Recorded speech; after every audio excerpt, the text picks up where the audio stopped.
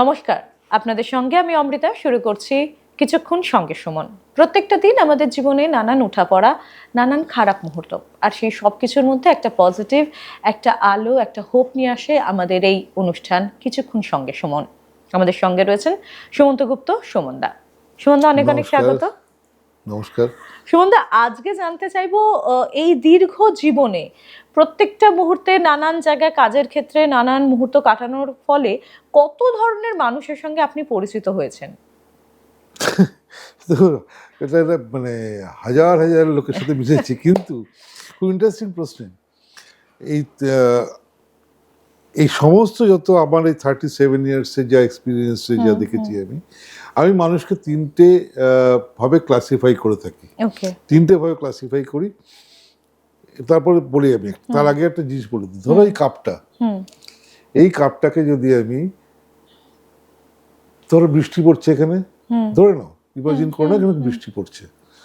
এই কাপটাকে যদি আমি ছুঁড়ে ফেলি বৃষ্টির ভেতরে, কাপটা কতভাবে পড়তে পারে? কাপটা এইভাবে পড়তে পারে,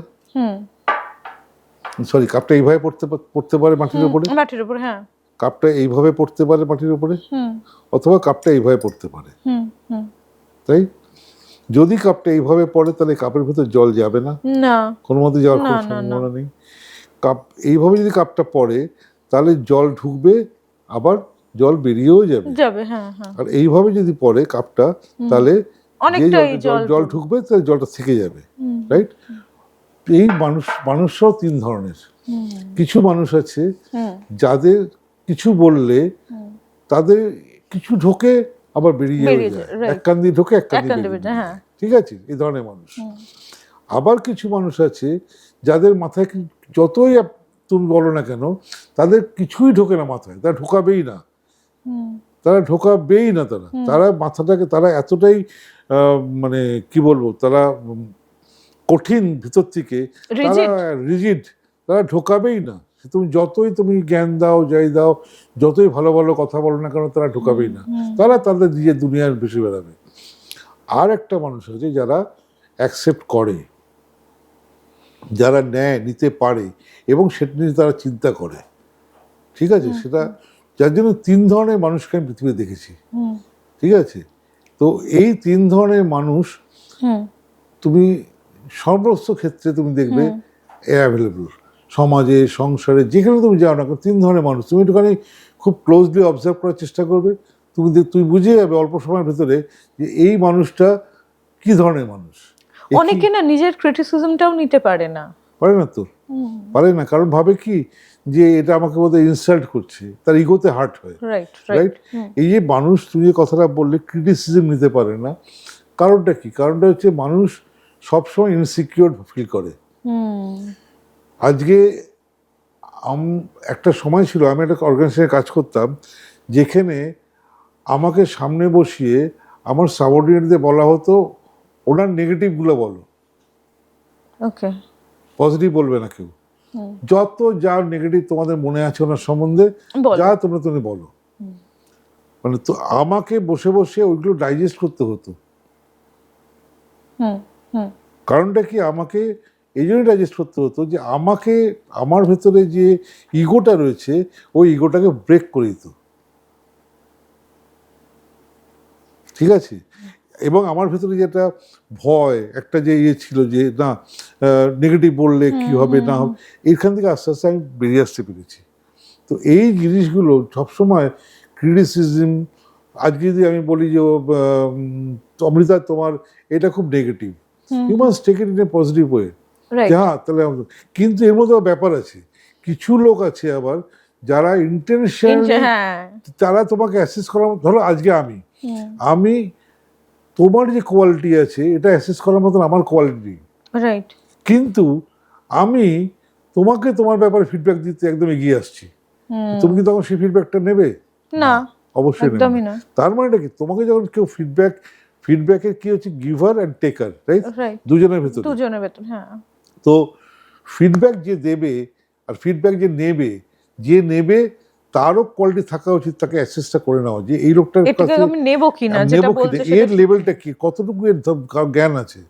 যদি এর মনে হয় যে না, এর ফিডব্যাকটা নেওয়ার মতন, তখনই আমি অ্যাকসেপ্ট করবো। কারণ এই সমাজে প্রচুর আছে ইন্টেনশনালি নেগেটিভ ফিডব্যাক দেয়, কারণ তোমাকে যাতে এগিয়ে না যেতে পারে, তুমি যাতে এগিয়ে না যেতে পারো। ঠিক আছে, অনেক এখন যে ওয়ার্ল্ডে রয়েছি আমরা, is a very highly competitive world, highly everywhere there's a very narrow door in front of you. সেখানে thousands lakhs of people standing to get out of this door. সেখানে তো একজন বা দুজন বেরোতে পারে। এই ধরনের স্ট্রিপ কম্পিটিশন কে বেরোবে? তো যার জন্য সমস্ত রকম মানুষ তার ব্রেন খাটিয়ে সমস্ত রকম প্রক্রিয়াকে অ্যাপ্লাই করে। সেটা কিরম প্রক্রিয়া? ধরো নেগেটিভ বললাম, তো কিরম তুমি বললে আরে আমাকে সুমন্ত দা নেগেটিভ এভাবে বললো, না মনটা খুব খারাপ হয়ে গেল, ডিস্টার্ব হয়ে গেল, তুমি একটা ইম্পর্টেন্ট কাজ করছিলে, তোমার সেই কাজটা কনসেন্ট্রেশন চলে গেল, তাহলে কি হলো? তুমি পিছিয়ে গেলে।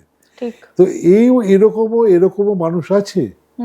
তবে কি নিজেকে নিজে চিনতে হবে, নিজেকে নিজে জানতে হবে, এটা সবচেয়ে বড় কথা। এবং আরেকটা জিনিস, আমাকে যে কথাটা বলছে আমার দুটো কথা মনে হলো সুমনদা। একটা হচ্ছে যার থেকে আমি ফিডব্যাকটা নিচ্ছি, তার থেকে আমি চেয়ে থাকি বা না চেয়ে থাকি, সে আমার ফিডব্যাক যখন দিচ্ছে, যে তার আদৌ কি সেই মানে গুণটা আছে যে সে আমাকে আমার ব্যাপারে বলতে পারে এটা, এবং তার থেকে আমি নেব কিনা। কারণ ব্যাপারে তোমাকে অ্যাসেস করার মতন কোয়ালিটি তার আছে কিনা তোমার জাজ করা উচিত। একদম। কাউকে ব্লাইন্ডলি তুমি কারো ফিডব্যাক দিতে পারো না, নেওয়া উচিত নয়। কারণ তাহলে তুমি কেউ তোমার যে অবজেক্টিভ আছে জীবনের, যে তোমার কি বলবো গোল আছে, তুমি তখন কিন্তু পিছিয়ে যাবে। কারণ মানুষ তোমাকে কখনো ভালো চোখে ভালো ফিডব্যাক দেবে না। সেটা হয়তো তোমার বাবা মা ছাড়া বা তোমার হাজবেন্ড ছাড়া, খুব যে আমার ভালো চায় এরকম ধরো সেরকম 5-6টা লোক ছাড়া কেউ তোমাকে ফিডব্যাক দেবে না, পজিটিভ রাইট ফিডব্যাক দেবে না। সেটা নেগেটিভ হতে পারে বা পজিটিভ হতে পারে। ঠিক আছে, বাবা হয়তো বলতে পারে যে অমৃতা তোর কিন্তু এটা খুব খারাপ, হাজবেন্ড বলতে পারে যে অমৃতা তোমার কিন্তু এটা কিন্তু খুব খারাপ।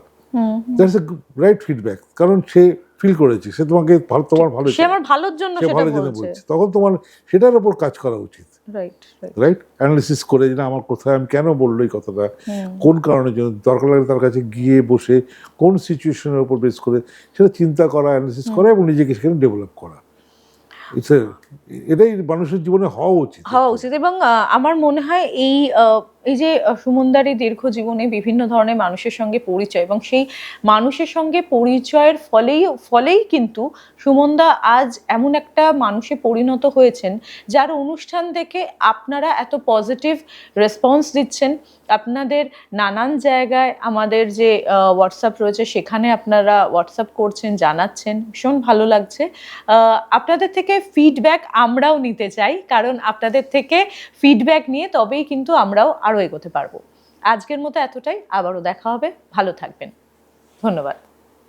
অবশ্যই ফিডব্যাকটা দেবেন।